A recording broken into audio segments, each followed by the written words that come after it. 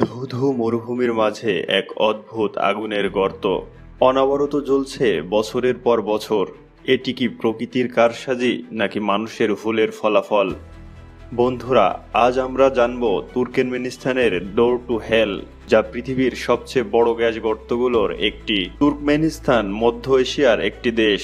এই দেশের কারাকোম মরুভূমিতে রয়েছে একটি বিশাল গর্ত, যা স্থানীয়রা ডাকে ডোর টু হেল, অর্থাৎ জাহান্নামের দরজা।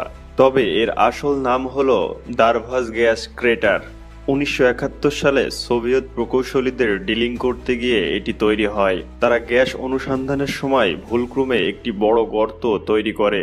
গর্ত থেকে বিপুল পরিমাণ মিথেন গ্যাস বের হতে থাকে, যা পরিবেশের জন্য ছিল অত্যন্ত বিপজ্জনক। তখন বিজ্ঞানীরা সিদ্ধান্ত নেন এই গ্যাস পুড়িয়ে ফেলা হবে, যাতে পরিবেশের ক্ষতি কম হয়। তারা ভাবেন কয়েকদিনের মধ্যেই আগুন নিভে যাবে, কিন্তু অবাক করা ব্যাপার হলো এই আগুন 50 বছরেরও বেশি সময় ধরে অনবরত জ্বলছে।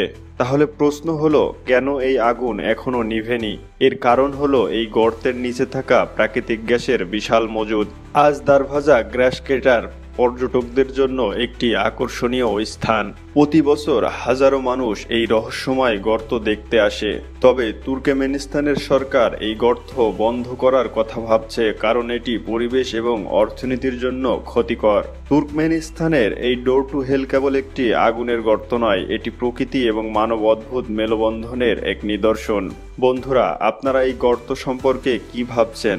মন্তব্য করে জানান, এবং এমন আরও কিছু আকর্ষণীয় ভিডিও পেতে আমাদের চ্যানেলটি সাবস্ক্রাইব করতে ভুলবেন না।